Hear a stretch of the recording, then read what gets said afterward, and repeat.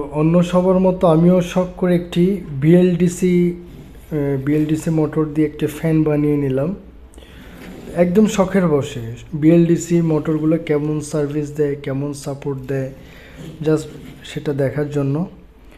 এটা হচ্ছে বিএলডিসি ড্রাইভারটা, এটা হচ্ছে ফ্যান, বিএলডিসি মোটরের ফ্যানটা, আর এটা হচ্ছে একটা মোবাইলের পুরনো ব্যাটারি। এটাতে প্রায় 2500 mAh এখনও আছে ব্যাটারিটাতে।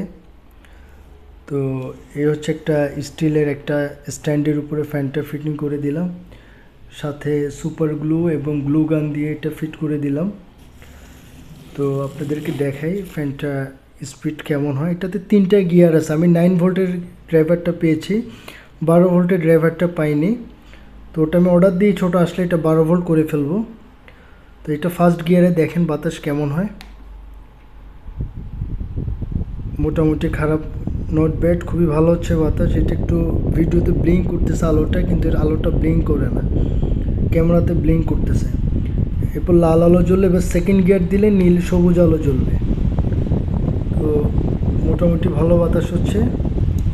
এরপর এটা হচ্ছে লাস্ট, এনাফ বাতাস, আর দরকারই নাই। যারা কম খরচে 500 থেকে 1000 টাকার ভিতরে একটি পারফেক্ট 5-6 ঘন্টা ব্যাকআপ পাওয়ার মতো একটা ফ্যান চান, তারা এই ফ্যানটি দেখতে পারেন। খুবই সুন্দর ফ্যানটি, অসম্ভব বাতাস।